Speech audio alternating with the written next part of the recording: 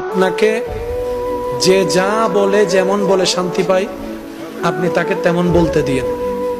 তার বলাটা শুনে মুখ গুমরা করবেন না, হাসবেন, শুধু হাসবেন। যদি জিজ্ঞেস করে আমি তোরে বকলাম, বকা দিলাম, মন্দ বললাম, তুই হাসলি কেন, আপনি শুধু এতটুকু বলবেন, এই অশান্তিময় পৃথিবীতে কেউ কারো শান্তি এনে দিতে পারে না। তা আমি ভাবলাম আমাকে 2টা বকা দিলে যদি তোমার মন শান্তি হয়, আমার নামে 2টা বদনাম করলে যদি তুমি শান্তি পাও, যাক আমি না হয় কষ্টই পেলাম, আমার আল্লাহর একজন বান্দাকে তো শান্তির ব্যবস্থা করে দিয়েছি, আল্লাহর একজন বান্দাকে শান্তির ব্যবস্থা করে দিয়েছি, তুমি শান্তি পাচ্ছ, এটা দেখেই আমার শান্তি লাগতেছে। মনে থাকবে ইনশাআল্লাহ। একটু কঠিন, কিন্তু বিশ্বাস করেন উত্তর দেওয়ার চাইতে বড় মজা হচ্ছে চুপ করে থাকা।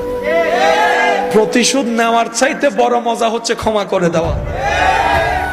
একবার করে দেখেন, শয়তান করতে দিবে না, এটা সত্য। কারণ এগুলা করলে তো আপনি